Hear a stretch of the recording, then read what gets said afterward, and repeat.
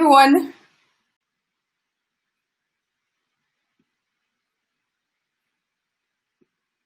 Hello, everyone. Can you hear me? Just let me know if you can hear me.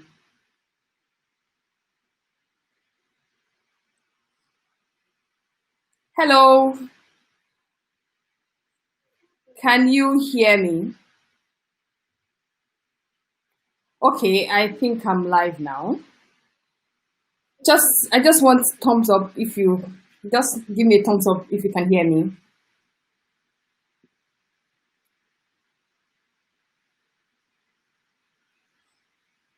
Okay, good. Thank you very much. Thank you, my sus. All right. As you can see, I'm a little bit nervous because this is my first YouTube live, but of course, I'm kind of prepared, and I'm happy you're joining me today to participate in this Q&A session. It's the first of its kind that I'm doing, and so I'm going to do this with a friend of mine, a colleague, is going to be my co-host, and we have prepared some questions, and also we received some questions and we added them together. So it's possible that after he asks all the questions that we exhaust what we have, which means that if you have the opportunity to like, which means you could also ask your own questions, right? So drop your questions. I will pick it. I can see your chat. Thank you. Thank you, Doreen friend. Thank you. Yeah, thanks a lot. So I can see you all. So if you have questions, just drop them. I would pick it up from there, and then we can go ahead. So this channel, as you all know, is a channel whereby I talk about personal finance and career. I try to use my own personal experiences, to share with you. Of course, I also do some research. I talk to people. I ask questions, and it's a thing that has been with me for so long. Although I try to like push it back that okay, it's not my core field or something, but then it keeps coming back. And then I decided sometimes last year to say, okay, you know what, I would talk about these things because I realize it's a field whereby so many of us need knowledge. They need knowledge, and we don't have them. And I said, okay, I'm going to use my voice to push this message out there for people to listen to them and use them. Like, it's not about you being a millionaire from today to tomorrow, but it's also about you. It's a thing of process, right? And that's what I try to do, to share my own process with you, my own journey with you. And I also expect that you also do it, because then when you do the work, when you put in the work, you get results. And that's the whole purpose. And then because I also have a 9 to 5, and the core of my 9 to 5 is human resources, which makes me also focus on career. And then that's why I'm also including career as a topic in my YouTube channel, because of course I get a lot of questions about, how do I prepare for my next interview? How do I negotiate for this salary?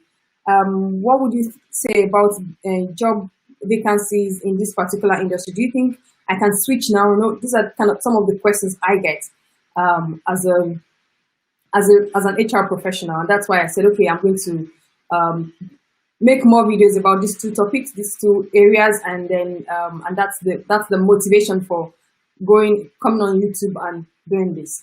Okay, before I bore you with the reason why I started the YouTube, I think we should just go straight into the topic of today, which is Q&A on personal finance and career. And then I'm going to put on spotlight my co-host. His name is Dami, and he would be asking me the questions. Like I said, if you have your own questions, also drop them in the chat section, and I'll pick them up from there, and then we can pick them. I can answer them as much as I would or I can. All right, Dami. Thank you. Thank you for having me online. Thank you. Hi, everyone. My name is Dami. Thank you for having me today. Thank you for having me on this platform. This channel has been really, really helpful on the personal finance and career. And then I know that people also find it helpful. Thank you for, making this happen today, where we can be helped again. Yes, Thank you. Thank you for pushing me. You're welcome. You're welcome. Yeah. So the first question I have here today, and which I believe people will be interested also, is what do you think about money journaling? What do you Okay. think? What will you say about it? Okay. Money journaling. Okay, Yeah. that's a good question. Mm, Um, so I think, or I believe, I have the strong belief that journaling about money is really important. mm, And why is that? Because, most of us, or some of us, we have this special book we keep, and then we put down ideas, we put down thoughts, we put down our dreams, we put down discussions, and some of them even have, like, we have something, maybe something on spiritual, journaling about our spiritual work. We have journaling about our career, we journal about our relationships. And mm, because the our existence with money is actually a form of relationship, right? mm, That's why it's important. Also, it's also a good thing to actually journal about money, because when mm, you journal about money, when you write things down about your spending, your budget, your savings, your investment, your real estate things, you kind of, it helps you to put things into perspective. You are able to retrospect. You are able to think about things. You're able to tweak things. You don't make rash decisions. You don't make things impromptu, right? mm, And then, so that's why I believe that journaling about money is really important. So I was reading a book. One of the books I'm reading currently, from one of my mentors, right? He said, mm, before you make an investment decision, before you decide to buy a particular share, close your laptop, take a pen and a paper, write it down, write that thing down that stock that you want to invest in. Take a walk, think about it, try to separate yourself from the brouhaha of what the market is saying, what the people are saying, mm, and then so if you're, for example, if you're also a spiritual person, you can also pray about it, right? And mm, then come back to it and say, okay, and then try to, by the time you think about it, you digest it, you will now see, okay, am I making a decision that I would be able to stand with over a long period of time? mm, Or am I making a decision that is I'm just making it because every other person is making it, because the whole market is making it, everybody's doing it, you know? So you have to mhm, separate those two things. And that's mm, and that's the power of journaling. It helps you to separate your emotions mm, from the reality that you have to face concerning your money, you know? mm, And that's why money journaling is, it's good that it's something that we should practice. And you don't have to like get a very, like, you don't have to have like a very expensive book to do it. You can start with just a pen and a paper, or just a very small notebook, and just write it down. Write your thoughts down about your budget. Write your thoughts down about your investments. Write your thoughts down about those things, and then mm, there you go over it again and again. Like I said, you retrospect, you think about it, you enumerate, and then you're able to come up with ideas. And then maybe after some months, you go back to things that you've written down, and then you're like, So a couple of months ago, could I actually spend money on the? Am I the same person spend money on this kind of thing? mm, Because it also helps you to track your money habits, mm, mm. and that's why I would say I think it's a good thing to journal about money, because then we can define or dictate our relationship that we want to Mm, have with money. mm. Okay. Thank you for that wonderful answer. So, But I have a question. How can we stick to this morning journaling? How can we stick to it? Because there are some people, maybe sometimes you start and you're motivated, but after a long run, you don't get that motivation again. So how do I? ah, yeah, because I know it could be, it's not easy. Sometimes it happens to me also. Like, you start something and then just, the issues of life just happens, and then you forget Mm-hmm, about following it up, right? mm, So, yeah, um, I know there's this principle of habits. Like, if you practice something for 21 days, just try yeah, to do it mm, consistent. Yeah. You know, even set a reminder for it. Okay, at this particular time of the day, okay, maybe first in the morning before, after, once I do my prayers, I want to write down one or two things about money, right? Mm. Or Yeah. before I go to bed at night, or while I'm lying on bed and I'm ruminating about how I spend the whole day, I want to write, you know, one Mm. or two things down about money. It's just like you having a journal of gratefulness. You know, Yeah. they say before you sleep at night, write three things that you're grateful for. Mm. Mm. So that's Mm. the ways you can actually inculcate it. And by the time you do it for a couple of weeks, maybe like 3 weeks, 4 weeks, even when you forget, even when you tend to forget, Yeah. something just triggers it, a Yeah. reminder in you and say, oh, have you done this today? You know? Mm. And Yeah. then you can take care of it. And if you think, okay, pen and paper would be something that would be too clumsy for you, you can also do it on your phone. You know, some of Mm. Yeah. now have Not. smartphones as notes where you can actually, quickly type those things down. Maybe you on Yeah. the go, you just putting those one or two ideas down, and that way Mm. you're able to like form the habit and stick to it. But I'm not saying it's gonna be easy, you know. Okay. Okay. Thank you. Thank you for that. For our audience and for those who are just joining us, you're welcome once again. Yes, thank So, in case you have any question, or maybe you like her to share more light, you can please just type it out in the comment section. Just type it out in the live chat, and then she's gonna pick it up, or I'm gonna pick it up, and I'm going to ask her. And please also don't forget to like this live video so that YouTube can recommend it. And then also don't forget to send it to your friends and to your family so that they can be part of this great session. Great. Thank God. Thank you, sister. Thank you. Thank you. And then the next question that I would like to ask you, which is very important, and most people struggle with this. you. I'm sure you're already guessing. How can I control my spending? Because most of us struggle with this. Like you see something, maybe you went to the store, you saw that, and like, oh, let me Maybe, pick this and especially go maybe, next time. Yeah. I know somebody that's and the person is even on this live chat right now. One Mr. like this, you'll be like, my dear, we've done enough. Let's go. But, and that's the power of money. When we have it, Mm, you just mm, have the Germans will say the lust. You just have the lust. So when we have it, mm, we have the desire, we have the drive to just spend it. So, mm, but then we don't have to always want to spend whatever we have. So the desire mm, is there that you want to spend your money, but then mm, that's where the power of self-control comes in. So you have mm. to be self-controlled, and apart from that, you have to behave. Okay. Budgeting is very key. It's a Mm, very basic, fundamental when you talk about personal finance. If you are mm, talking about personal finance and you're not talking about budgeting, you've not started. mm, There is no way you want to cut your spending or manage your spending without budgeting. So it's a very basic thing that you cannot do without. mm. Do you Okay. understand?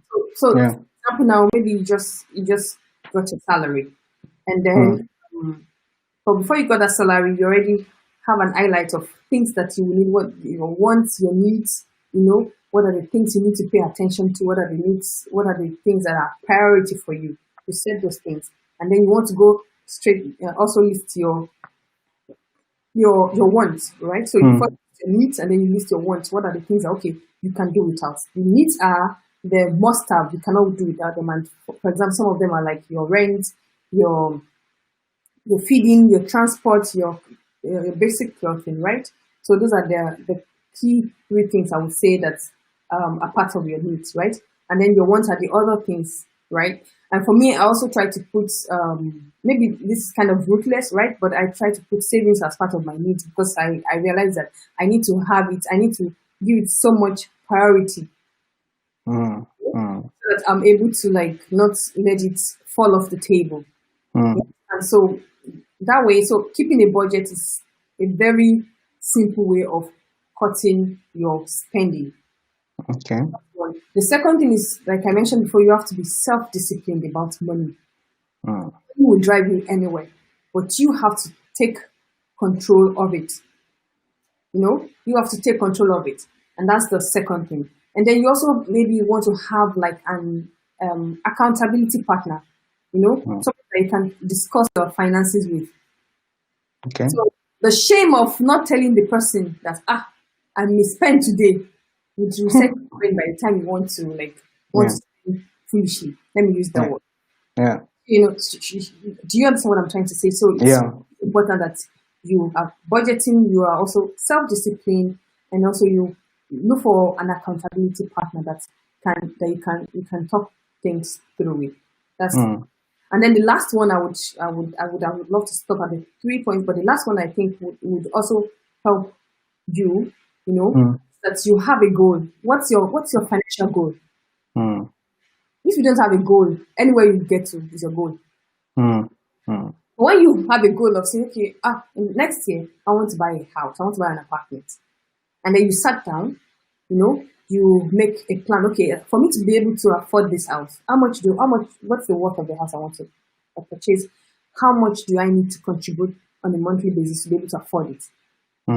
So by the time you make that plan, then you realize that unnecessary spending, they don't come into play with you.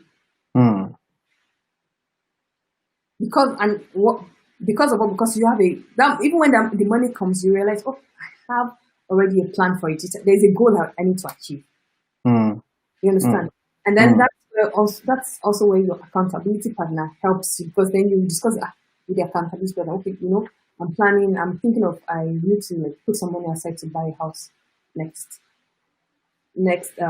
year, right? And then by the time because you know that you don't want to go to your accountability partner to say stupid things, you want to make sure that goal that you set, because the accountability partner will ask you, okay, so what's up? How are you doing with the goal you set?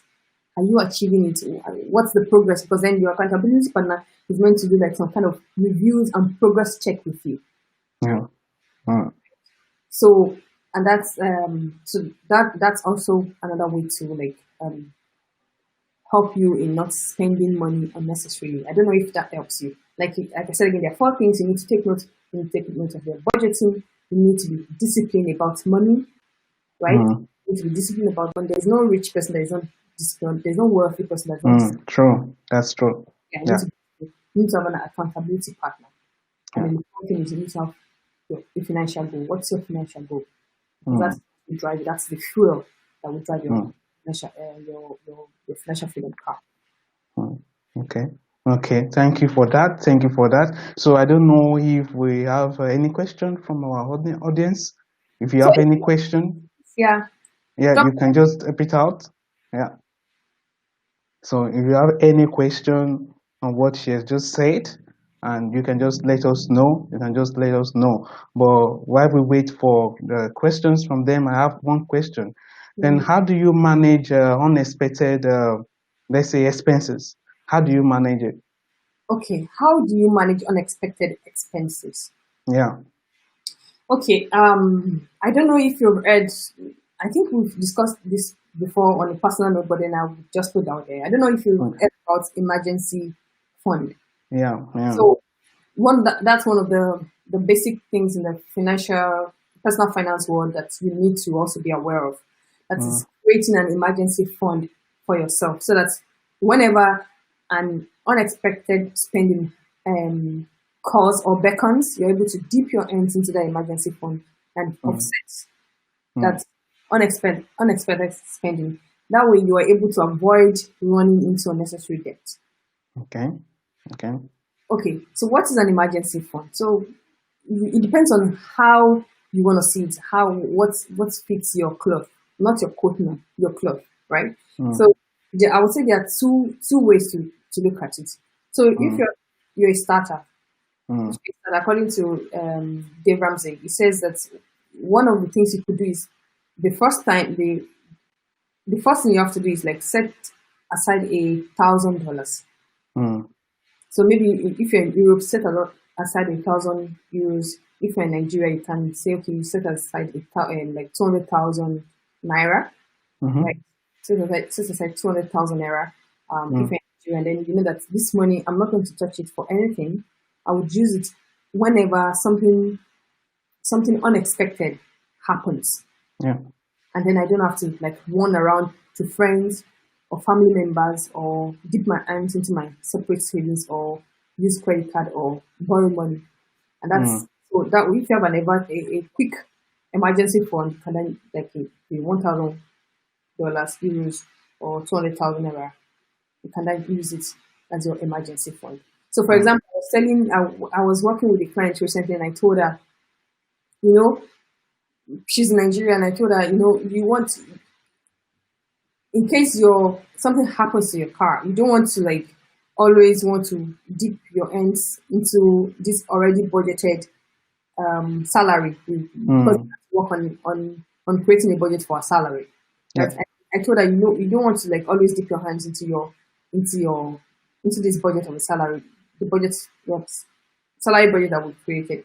So I suggested to her that, you know what, let's create like a kind of a car maintenance fund for your car, and then it goes into a separate account every month. So that's like a kind of emergency fund for the car. So in case anything happens, okay, panics or something bashes, or you know, that you can be able to put your hands into this emergency fund for your car and use it. And then I now told her that, you know, and if nothing happens to your car in the next 2 years, it's possible. But then you've set aside this emergency fund for the last 2 years, right? And then at the end of the 2 years, you have this emergency fund. You can then use it and probably sell off the old car that you have, add this emergency fund, and then buy a new car. You know, and for her, it was like, why didn't I think about it? I said, that's good. It's possible. And then she was like, oh, thank you. She was really happy that I told her. So which means if something happened to her car in the next 2 years, there's money somewhere that she could dip her hands into, right? And then if nothing happens, she could take the money, sell off her old car, add it to the money she has saved as an emergency fund, and then use it to purchase a new one. So whenever she's ready for a new car, she doesn't have to, you know, where is the money coming from? Wow. Thank you for that. Thank you for that. There's a question, but before then, I would like to ask this one question based on what you just said. So that means we can have different goals for our emergency fund. So like emergency fund for car repair, or emergency fund for health purposes, or is it just one? I want to understand. So I would say that to not complicate things for everybody, because it doesn't make sense for you to have emergency fund for car, for this, for that, for blah, right? So you can just have an emergency for a pool of emergency funds. You understand? So, and that's what I said. You know, I said according to Dave Ramsey, you said, you know, you can for a start, you can first build like $1,000, right? But then you want to look at something long term, and then he said that you should look at having like six months of your salary as an emergency fund. So as an emergency fund. So the thought behind that statement is that if peradventure you lose your job, for the next 6 months, you are able to take care of your expenses. Exactly. Thank you. Thank you. You're able to take care of your expenses without thinking, where's the next meal going to come from? Or this car cannot have any problem right now. Or I cannot have any I cannot have any kind of health challenge right now. So the thing is you can say, okay, 6 months, my 6 months salary, or you say my 6 months expense, because it is not all, you don't spend all your salary, right? If you're 95%, or if you're a business person, you don't spend all your profit. So you can just say 6 months on a monthly basis, what is your expense, and then multiply it by 6, and then use that as your emergency fund. And then this room of having the 6 months kind of emergency fund. So in case you lose your salary or the business crashes or something, you have that 6 months to sit down and think of the next level of what is the next thing to do. You're able to apply for jobs without having heart palpitation because you don't know what your kids are going to eat next, you know, or you don't know how you're going to pay the next doctor bill or something, you know. So you have that 6 months to breathe and focus on getting back into the income earning level, and that's why. So there are two types now, which is the first one, that's the quick one, which is the $1,000 kind of one, and then a long-term one, which is like 6 months, and then you would use that. You use that as your emergency fund. Yeah. Thank you. Thank you for that. There's a question. There's a question right now. It said, the person said, I've always heard about setting goals. How can I set the right goals for my finance? How can I set the right goals for my finance? Please, can you help us with that? Yeah. So I might not be able to tell you something new, but I'll be very short. So I want to believe that we all know, or you know, what is called the SMART goals, right? It has to be specific, measurable, achievable, realistic, and time-bound. Also, in the personal finance space, you can also apply this principle of setting SMART goals for your personal. So, for example, maybe you want to in the personal finance world, a SMART goal would be like, or a financial goal, for example, would be like, okay, you want to pay off a particular debt. Maybe you want to pay off your mortgage in the next 5 years, right? So, which means you have to think of two things: either to increase your income so that you can pay more, income so that you can really put everything you have into paying off, and then you know you're done, right? Or you say, okay, you know what, maybe the mortgage, the asset is not really helping you anyway, so you sell it off and then pay off the mortgage, and then you keep the rest. So you keep that, right? So that is, for example, for me, like setting a goal that, okay, I want to pay off my debt, and then you said, okay, when do you want to pay it off? Is it achievable for me? Is it achievable? The set frame, is it measurable? Can I quantify it? When I hit that goal, will I be able to say, okay, I've hit the goal? You understand? And then it's time bound. What's the time frame am I giving to myself? Right. So that is one of the principles I would use. I would advise that you could use for setting a financial goal. Now, what is the right financial goal for you? Your right financial goal might be different from my own right financial goal. What I think is right might not be what you necessarily think is right. And that's because it depends on the stage of life that we have. It's true.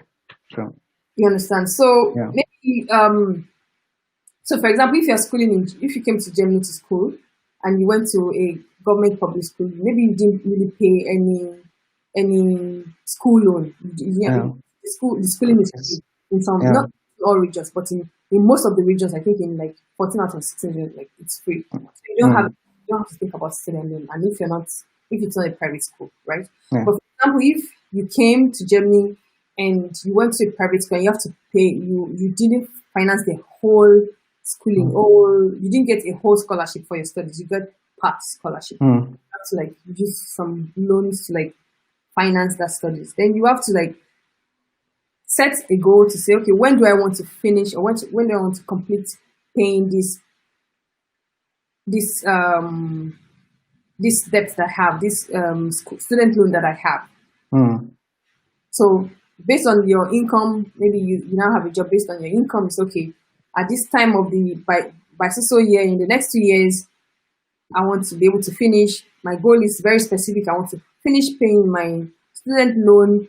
It is measurable. How do I know it is measured? Because by the time the person I borrowed it from stopped sending me reminder or said, okay, congratulations, the loan has been paid, then that is at that point, then I'm able to measure that it's done. Is it achievable? Yes, based on, okay, for example, if you hold like 12,000 euros, for example, and you're saying you want to finish paying it in the next 2 years, right? And then you know that based on your income, you can actually set aside 500 euros every month. 2 years, you're able to. Every done. You're able to finish it. Is it realistic? So if you're earning, for example, like your netto is like 2,000 euros per month, your net 2,000 euros per month, or let me say 2,500 euros per month, then you say, okay, that 500 euros, I can conveniently use it to pay off that debt, right? And then I'm able to live on 2,000 euros with any scratch, So it's in that way it's realistic, and then time bound. Okay, I've set the time of 2 years, and I'm able to achieve it. So for a new student, for example, that would be a very smart, realistic goal.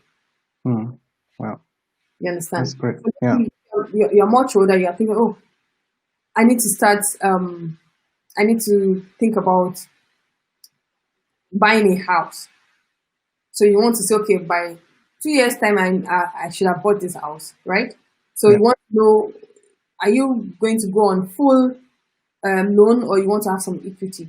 And if you're going to have equity, which means you're going to drop some money also, which then reduce your interest rate, right? So you want to show that equity you want to drop, can you actually save towards it to be able to achieve that goal? So those are, for example, so that's an example of a right goal for somebody who thinks, okay, it's the right time they think they should have it, buy their home property. Oh, okay. Toby, I don't know if I answered your question. Okay, thank you for that. Thank you for that explanation. There is another question from Obikunle Joshua Iseoluwa. It says, between investments and setting aside funds for impromptu expenses, which should be priority, knowing that one can lose his or her job soon. So which one should be his priority? Yeah. So what's priority? Good question, Josh. Okay. So I would say that it depends on where you at now in your life, right? So, for example, you can do there are some investment that you can invest in, and they are liquid, right?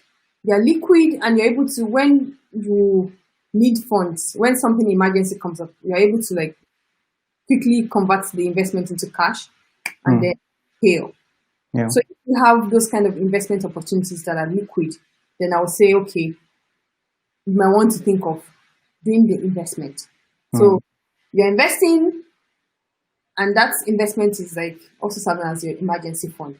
Remember, as I talked about emergency fund. So your emergency fund should not you can do it in such a way that your emergency fund should not just be in a place that you are not able to access it. It's be accessible, but not too accessible that then you now dipping your hands into it like it's a normal source of income for your normal savings account for you, right? So look for something. I would say that if you know that you're going to lose your job soon, if you have access to liquid investment, you can invest in them, right? Because then if that investment yields some returns, it's also good. It's a good thing, right? So you can then the yield that you have, and then peradventure, maybe when the expenses will come, will be at the same time that your return on investment would also come, because there's some investment like that. When your return on investment, so you can then use your return on investment on the expenses, and then you still have, after settling the expense, you still have your investment.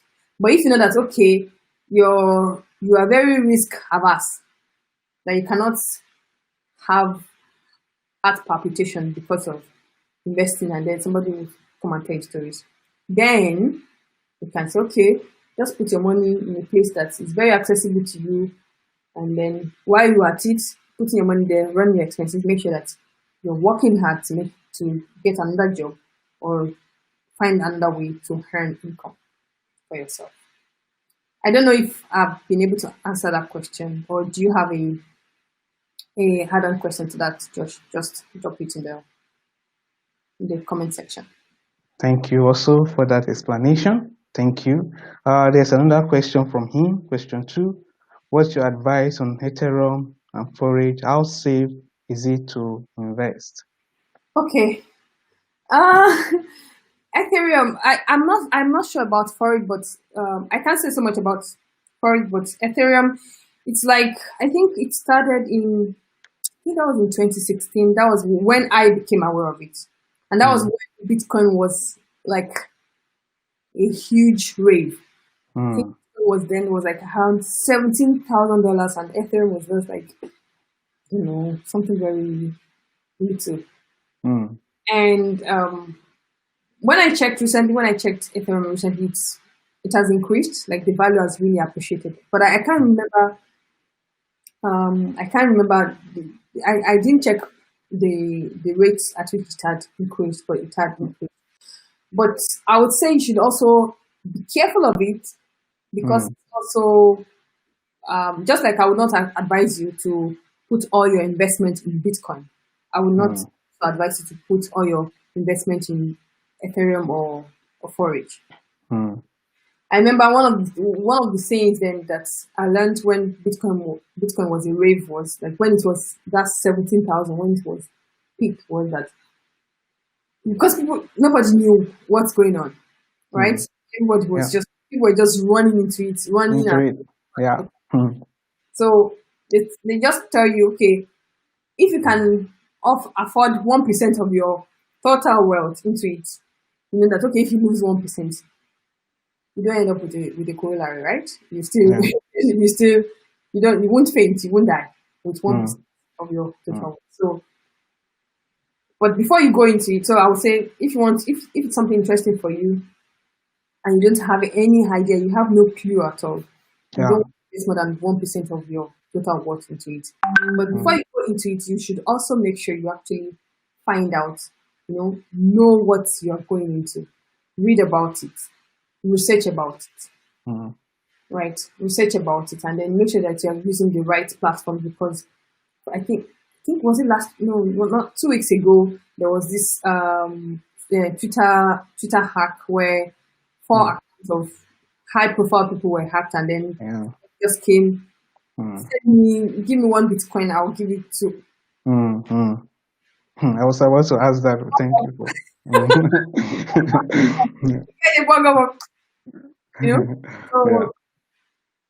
it's and then things once it's stolen, it's forever gone, right? So you want to be you're sure of what you're investing into. You want to find out about it, read about it, understand what you're investing into. You have to be able to understand it. If you don't understand it, then it's not good. The possibility that you will be cheated out of it or you will lose money is high if you don't understand. Any investment you're going to, of course, you have to be able to understand it. It's really important. Thank you for that. That is very important. You need to understand because there are so many things we see on the internet these days. They say invest into this and get double, and so many people are falling into this trap and they are regretting it and they won't come out. Tell you it's not good because they'll feel embarrassed. So we have to be careful. Even on Facebook, people's accounts get hacked. They for example, they at the time they were using Binomo, and then I asked my research on Binomo. And actually, there's a Binomo trading app which is the new, but I don't know. Unscrupulous people use this Binomo name to do some scam of just similar to that MMM thing that happened in 2018 or 20. I think it was 2018 or something, and then pay some amount now, and then you get double. 30 minutes. Hello? There is no way. That's just once you see those kind of things, just run. Run for your life. Run for yeah. So he's saying, Obikunle Joshua is saying, lastly, what about Forex trading? What about Forex trading? Okay, Forex trading is good, I would say, but you can either lose or you can win. You have to be really smart, have the right tools, because the thing is, when you're trading Forex, you don't think you're trading with humans like you and I. Sometimes you are trading with machines and they are faster than you. Maybe even big companies and they have the technology, they have everything, which you don't have. Right? So you want to be sure that you understand that the waters properly before you dive into it, Josh. You want to make sure that you understand properly. And the thing about trading generally is that don't be greedy. It's true. If you are greedy, there is high tendency that you are going to end up in losses.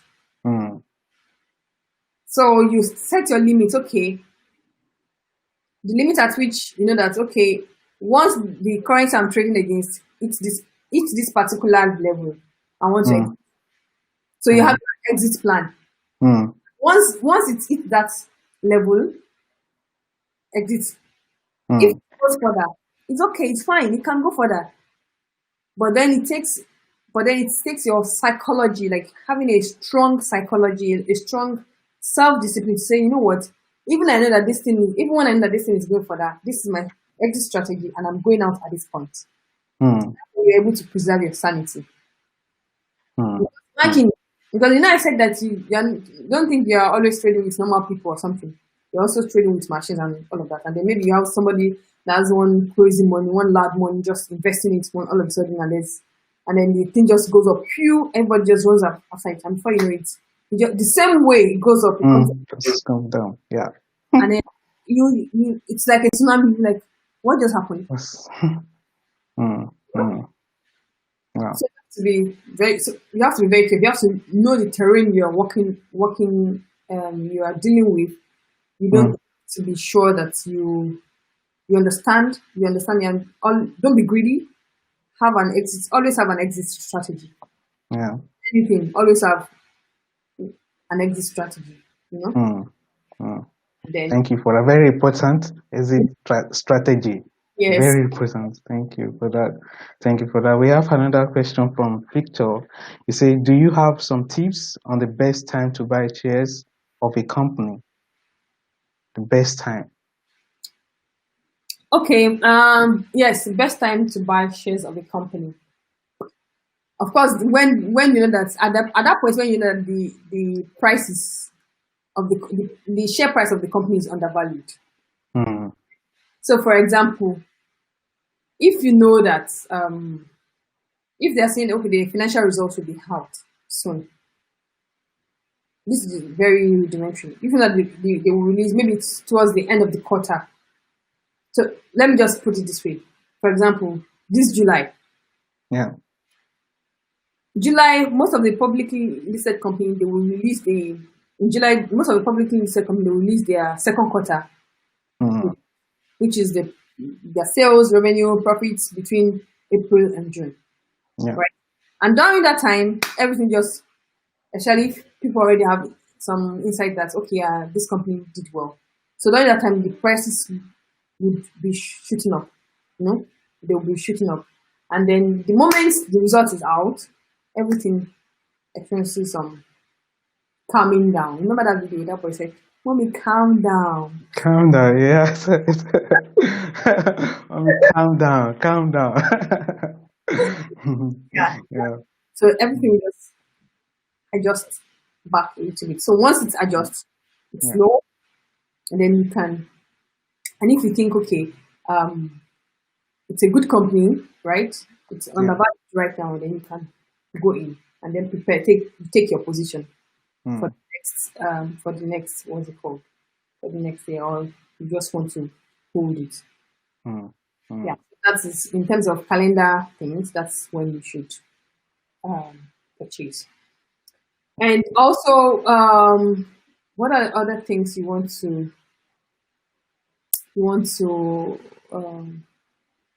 Okay, so sometimes, right? So when you, for example, if you're following a company, interested in buying a company, of course you have to do research on them, check their financial books. If you don't, the thing is, there's no way you want to invest in the stock market without understanding the basics of a financial report, the balance sheet, the income statement, and all this. So it's not rock science, or it's not rocket science. You can go into and I know there are YouTube videos that could explain those things to you, right?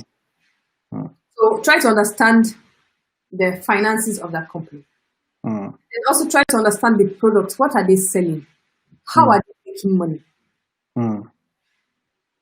Is there a future in this product that this company is selling? Is it a company that is currently, so for example, if it's a company that is currently doing a lot in terms of artificial intelligence, machine learning, big data, quantum computing, or selfless driving or self-driving cars, self-driving cars. that you want to look at those companies. These are the things of the future. So you want to look at, okay, does this company has something to offer in the coming years, in the next decade? So and then you also want to look at who are the leaders of this company, what are the people behind it, what is their track record, what is their history? You understand? And a lot of this information is out there on the public space, in the internet. You can read up and then once you understand these companies, and then you say, okay, I think this company is undervalued. This company could actually do more, or can do more based on these things they are saying in the market, and you can buy them. Okay, thank you for that. Someone said, let's calm down and invest strategically. I wish I can frame this. Very, very important. Thank you, Mark, for your explanation. So we move on to the next question. And please, if you have any question, feel free to ask. Just type it out in the live chat, and then we're going to see it, and she will answer your questions. Now to the next question. So what are the most important things that should be part of my budget? What are the most important things that should be a part of my budget? Can you help with that? Yeah, thank you for that. I think I already mentioned this in the earlier part of this live session, but then I would mention it again. I said that you need to categorize your daily runnings around what are your needs and what are your wants. What must you have in your budget? Like, what do you need that if you don't have them, that budget is yet to be created. It doesn't exist. So you want to look at things that your life depends on. You need to eat, you need food. So the cost of your feeding has to be in your budget. You need a house or a shed over your head. You don't want to sleep on the street, especially if you're living in other countries where there's winter, and then you have to you have to have some heating. You want to stay warm. So you don't want the cold to kill you. So you want to make sure that your rent is part of it. It's important. You need to move around. You need to be able to go to work or go around to search for jobs and all of this. So you have to have transport as part of your eating. Otherwise, you want to use your bicycle all around town. It doesn't cost you much that way. And then you also want to have personal care. You want to be able to cover your nakedness. In some way, you want to take care of that. And so those are the three basic important things that has to be part of your budget. Okay. And I'll take it further and say, okay, you need to be able to out of whatever money that comes to you, you need to be able to put aside something. And that's why I say that's a very ruthless way of looking at it, but it is the way it is. And then, so for example, if you're a Christian, you know that, and then you believe in tithing, paying your tithe, right? If you don't budget for your tithe, you would find it difficult to pay it. Yeah, it's true. So you want to also include it as part of your budget, so that it just doesn't happen to you that tithe. Yes, exactly. So like I said, the three things will be housing, feeding, personal care, and transport. Those are the four things that you need to put. You need to go ruthless. You need to put your savings as main thing that you want to do, because then if you're able to include your savings in your investment, in your budget, then you start really working your way towards financial freedom, because it is what you save that you invest. If you don't save, investment doesn't fall from heaven. Sorry. Yeah, it's true. It's true. Thank you for that. Thank you for that. Then we move to our next question. You know, everybody wants to be financially free. Everybody wants to be financially free. So I'm very sure we can all relate with this next question. And it is, what is the fastest way, or how can I achieve financial freedom? How can we achieve this? Okay, yeah. Everybody wants to be financially free. Even me, I want to be financially free. I don't know, but Of course. and I think it's a very fabulous feeling. It's a thing of to say, okay, you don't have to worry about your finances, because things take care of themselves. But the thing is, it doesn't happen to you over time. And one of my recent philosophies is that you have to be intentional about life. You have to be conscious about life. You cannot wing life. Somebody said it in one of the podcasts I listened to recently. You cannot wing life. So for you to be financially free, you also have to be intentional and strategic about it. So, and I think this question came from the point of saying, you know what, I'm working 9 to 5. Can I be financially free with my 9 to 5? Maybe yes, but it might take a very long time. Right. I want to start thinking about doing some side businesses, becoming an entrepreneur, or you want to improve your investing game, become an investor, so financial freedom comes from the point where your money works for you. True. You understand what I'm saying? So you don't have to clock in all the hours. Yeah.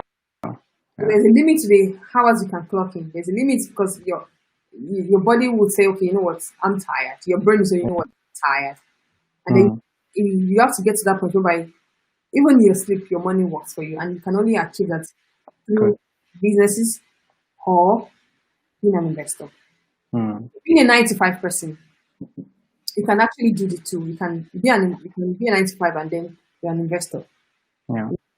You are investing in companies actively or passively, or maybe when you now get to a particular level, you can say, you know what, you want to be an Indian investor, or you want to go into venture capitalism, and then that's something that's coming. I think there are platforms out there now that's trying to make it more social.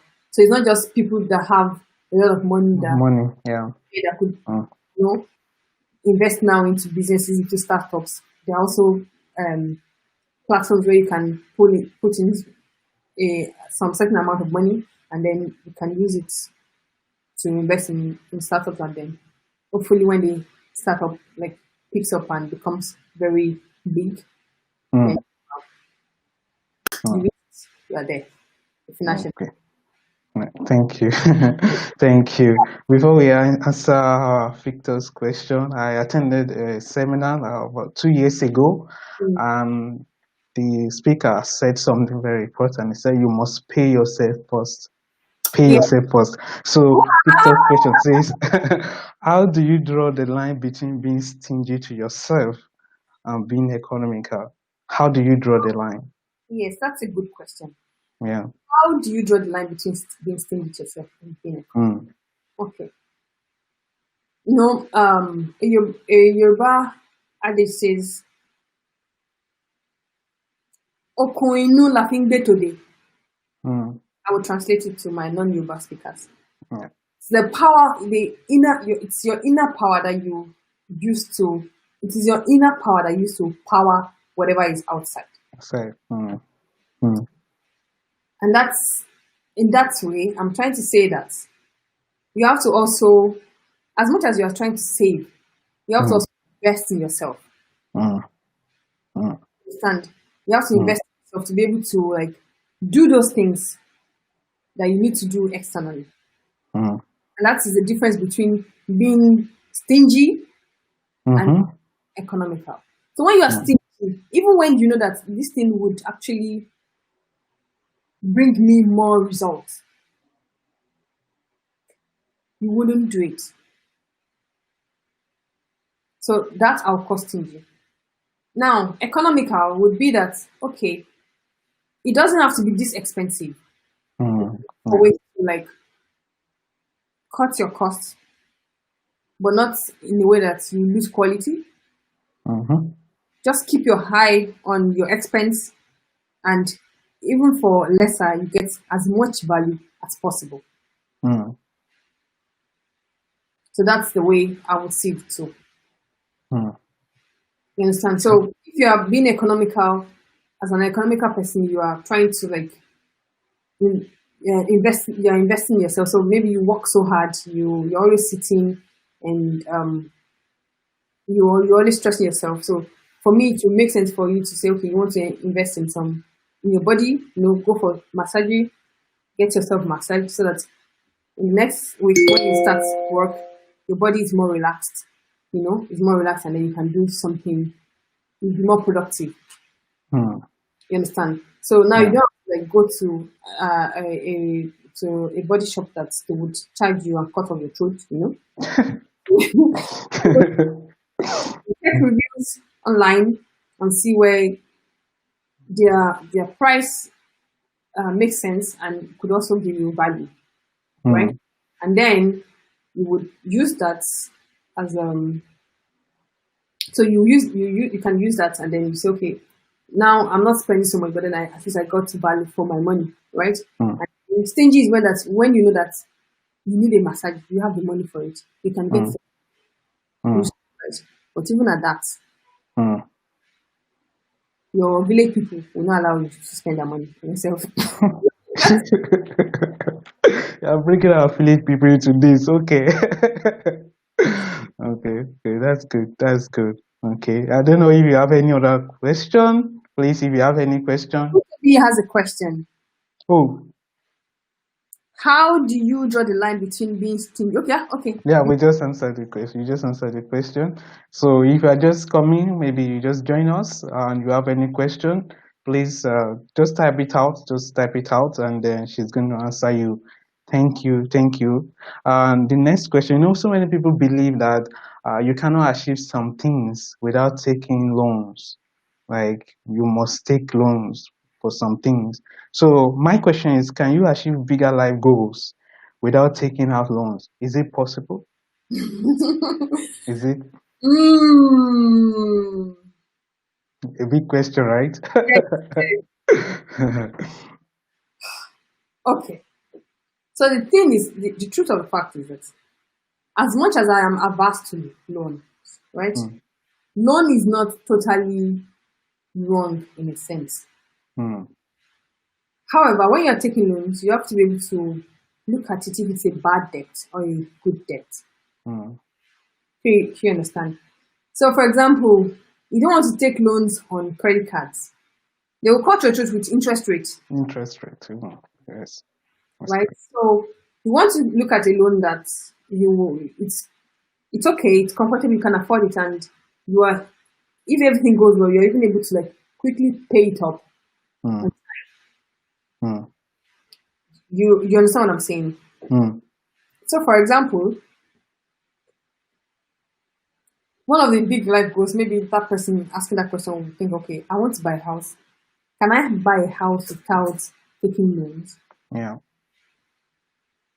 For in this part of the world that we have right now, maybe it's not possible. You have to like get some kind of mortgage, right? But then you want to be able to get a mortgage that when you're paying it back will not be a problem for you. You're able to afford the payment. The payment should not be more than 20% or so of your income. Okay. Right? And then you know that, so if you're getting the mortgage right now, you know that, okay, 20% of my income, that same amount I could actually use. It's also the same amount that it costs me to pay for my rent. And so that way, it's not a bad loan. That way, categorize that as a good loan. And then if you're smart, you would say, okay, you know what? I want to increase my payments so that I can pay off this thing as soon as possible. Mm. Yeah. Yeah. So loan in a way it's not bad, but it's about what is your intention of getting it. And if Mm. it's a very big life goal, are you working reasonable within reasons, like Mm. in a reasonable way? So, Yeah. for example, to you can only afford to buy a house of, let me say, 300,000 euros now, and then you know that okay, with that you can easily pay up within 10 years or so. It's comfortable for you. But then you decide, okay, and you want to impress some people that don't really see you. You now went for a house of, let's say, 600,000, and you know that you will struggle to like pay off. So for me, for example, that doesn't make sense anymore. Mm.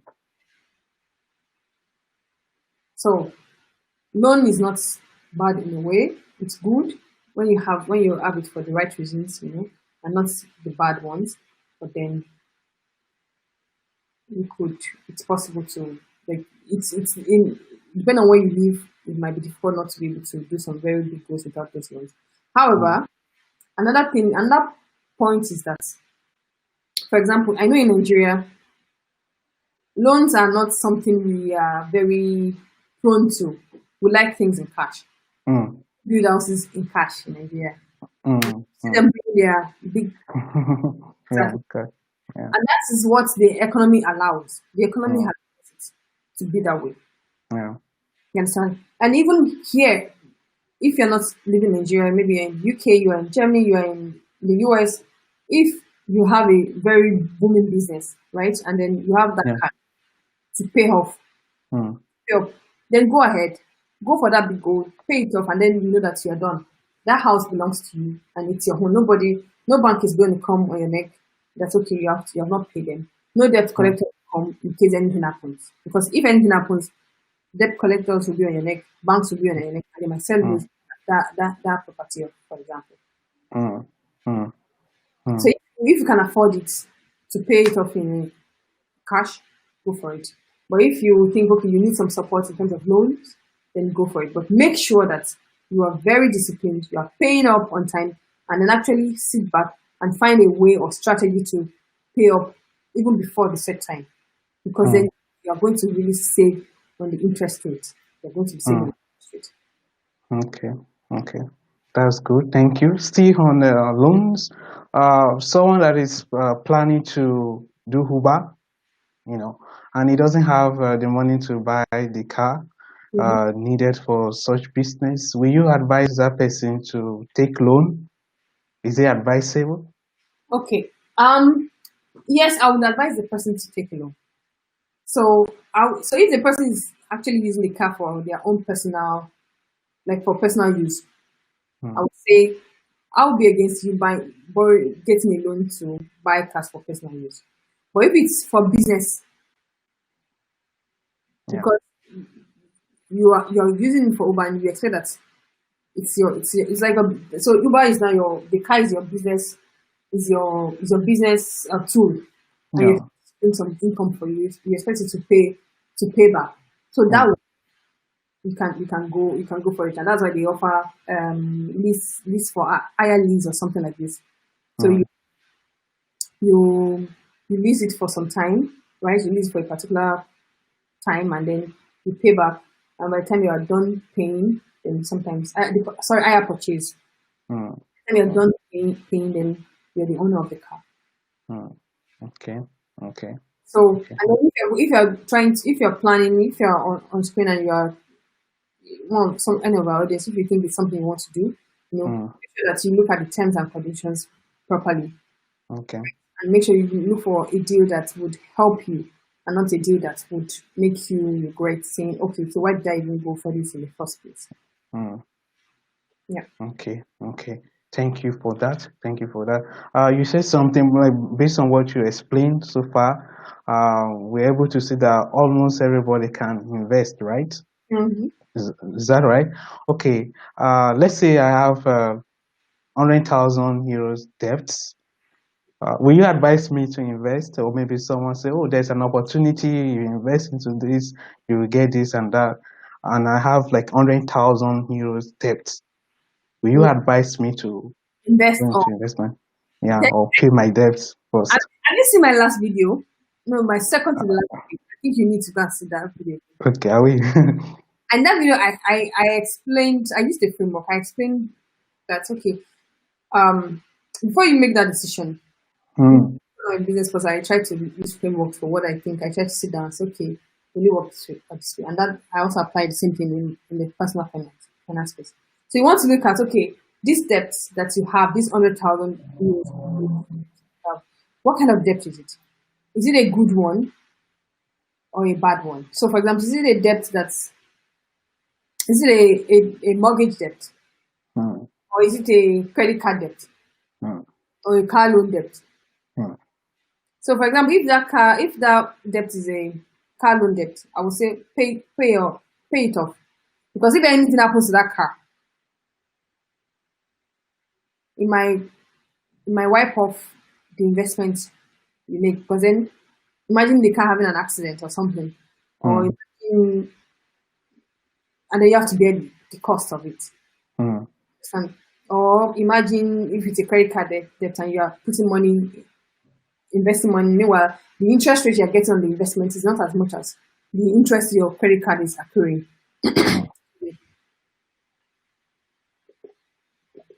It's not as much as the interest rate your credit card is accruing. Then you want to like pay your debt first before you put money into investment. So you have to be able to sit down and say, okay, is it a debt that my interest accumulates very drastically, or is it a debt that, okay, I can still invest this money and whatever I get, I can use it to pay it off. You have to and look at it that way. That's great. That's great. Thank you. Thank you for that explanation. Yes, we're wrapping up this topic of finance. Yeah, but there's one important question, and I'm sure we will all be interested in this. Okay. What should you take into account when choosing the best financial app for you? What should you take into account? Okay, yeah. I think it's an important question. It's an important question. Why? Because now we are in a app age. Like everything has apps, right? So I think on Apple Store alone you have, I hope I'm right, I think you have about 1.7 million apps. Or maybe is that 17 million or 1. I think it's 1.7 million. All right. What? Wow. So yes, apps helps you to do a lot of things, you know. There are different apps that helps you manage your money anyway. And so what are the things you need to look out for when you are deciding on a financial app to use? First, you want to look up what is your goal, right? Is your goal first to get a hang over your budget? Or is your goal about saving, tracking your savings? Or is your goal about investment? Or is your goal about paying off your debt? So you have to have in your head what is it about? And then of course there are apps that just do one of those things. Right? They just so you have like an investment app that just all they do is just help you with it. They help you in terms of your trading and help you in terms of your investment, right? And that's it. And the apps are just they track your budget, how you spend money. And that's that. So that's the first thing. You have to understand what exactly do you want, what's your goal. Then the second thing you have to consider would be that is it free? Or will it cost me money? Yeah. If the cost of the app that you'll be using is more than the value you're getting getting app, maybe you want to rethink about if that app is actually useful for you or not. That's the second thing you want to look at. So of course, if it's something, if paying for it will give you even much more value that you need, that you actually need, because sometimes we subscribe for things that we don't use. Yeah, it's true. Read a lot, and that's one of the ways that we lose money. Yeah. Subscribe for this, subscribe, and then you have so many things, and you're paying for things that I've also fallen victim of. So I was subscribing I think €25 or $25 per month for a tool, and for a whole year I was like, okay, I'm going to work on it next month. For a whole year I was paying that money, and then when I was like, what? Wow, €25. Yes, €25 every month. Yes, and then no, not anymore. And then I went, and then I said, okay. And then when I now tried exiting, they now told me, oh, before you go, you could actually do this. Change your setting to something like maybe $1 per month, and then all your data that you already have doesn't get lost. I'm like, really? And if people knew that I've been paying for this thing for the past, and you cannot tell them, okay, now that nobody. Will you tell them if you're the one?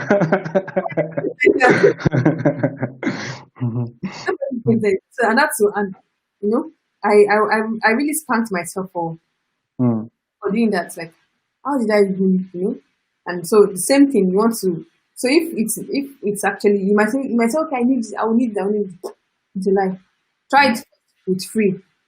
If you need that extra, if you need to for the extra to pay for the extra instead, then put it. Otherwise, forget it. So you want to look at that. And then the next thing will be that you want to see if it's useful in the country that you are, because some of these apps, they're not useful in many other countries. They're just useful for specific countries. Okay, that's good. Thank you for that. There's a question from the live chat. Says, is it wise to invest with a loan? Is it wise to invest with a loan? Okay, thank you. Yes and no. I would say no. Investing with a loan. It's I would say yes and no. And that's because I would share two stories. Yeah. Against that.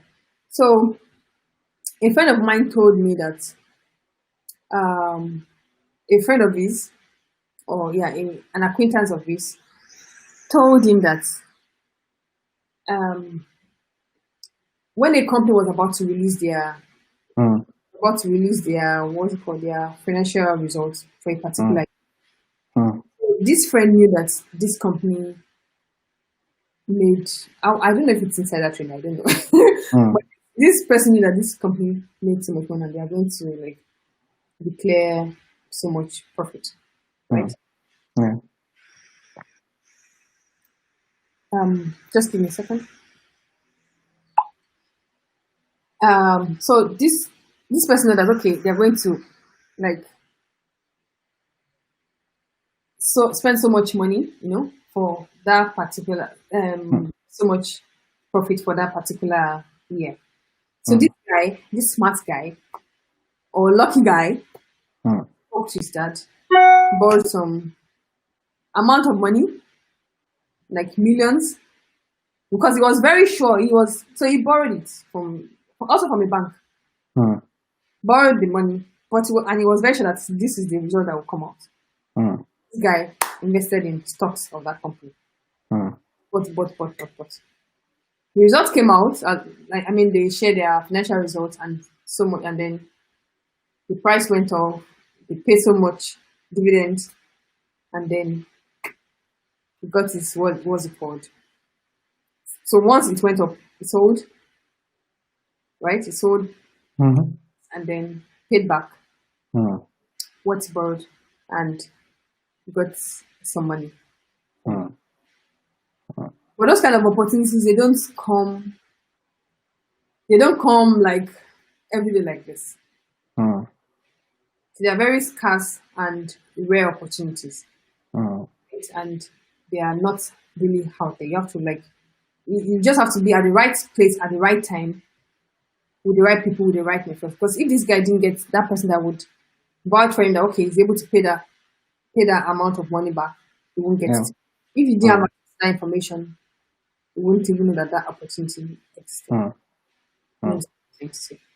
Now, the other part is a no, and that's because I think I read before the Great, I think was it the Great Depression in the 1930s, and then there were a lot of people borrow, and then the stock market was going up and up and up, and then there were a lot of people borrowing in the US, borrowing money and investing it in stocks. They were investing it, they were borrowing and investing it, and then all of a sudden the market crashed. It's not all of us, but then the market started crashing and then crashed, and a lot of people, they have gone into debt. Now, what they invested in has lost value. They are left now with so amount of loans to pay off. So the point is that it's also like the case of what happened in Nigeria in 2018 with MMM. Borrowed money to invest in MMM. And I'm like, are you for real? So I wouldn't really suggest that people should borrow to take loans to invest. When it's very market driven, like okay, everybody's doing it, you are doing it. No. So you have to like really, really, really be sure, like to the point of that being sure that okay, I know, I'm very certain that this is going to happen. Like let's say so that when you miss it, to be a very close missing, and then the maybe the hurt will not be too much, Don't just throw money around or borrow money around and say okay, I borrow money and invest in this. Okay. That's why it's better for you to save, because when you're saving, you know that okay, at least it's my savings, it's my rest. You won't have an attack rather than borrowing and you know that okay, the creditors are coming, they're going to ask for their principal, they're going to ask for their interest, and then everything is lost. It doesn't make sense. Okay. Thank you so much. Thank you. We've really, really learned a lot. Thank you for the answers, for your explanation. Thank you. Just one last question as we round up and hand over to you. Just one last question from my side. When should I start thinking about retirement? When? At what point? At what point? I would say that now is the time. The earlier you start, the better for you. My last video, yes, where I talked about compound interest for beginners. I try to, I don't know if people get, but I try to paint a picture of if you start paint a picture of the power of time in planning for retirement. The earlier you start in planning for it and investing in it, the better. Compound. You understand what I'm saying? So the earlier, so once you are out of school, out of college, and you are earning, start immediately. Don't wait. Don't wait till okay you start. Don't say okay until I start earning this amount, then I will start investing or start thinking about retirement. Start thinking about it now. In the littleness of where you are right now, start it. And then as you grow in your career, in your business, in whatever you do, you can then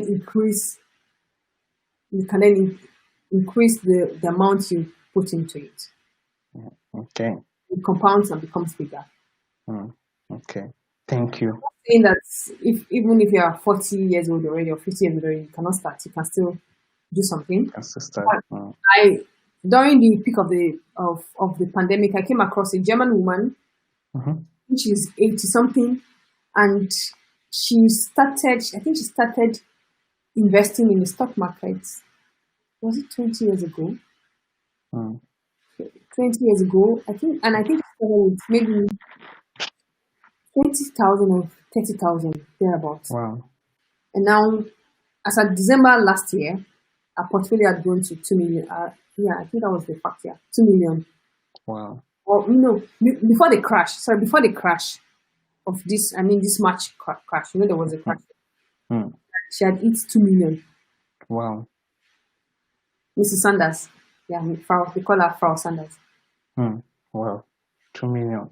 Which means she retired with, I think maybe what they gave us, I don't know, from a place of work. And then she took it and then invested. But then for her to be able to grow that well within that place, she was consistent, she was active, she was really looking at what she was doing and expanding and seeing ways wherever she can develop. But she she went down, she lost some money, maybe around she went to 1.5 in March. Crash happened. But I'm sure now she would have been back. Wow. Wonderful. That's great. Thank you so much. So from my side, thank you for answering all my questions, all our questions. Thank you for this question. Thank you for being here. Thank you for all the questions. And I hope to our viewers that they have a good time. Thank you for everyone that stayed from the beginning to the end. I'm really grateful. You guys don't know what you've done for me today. I was like, hey God, how am I going to do this? But I'm really grateful that you guys are there. You stayed till the end. I'm really super grateful. And I really hope that you've learned from it. You can take things that were spoken about today. You can take it for yourself. And I am actually indulging you to apply them.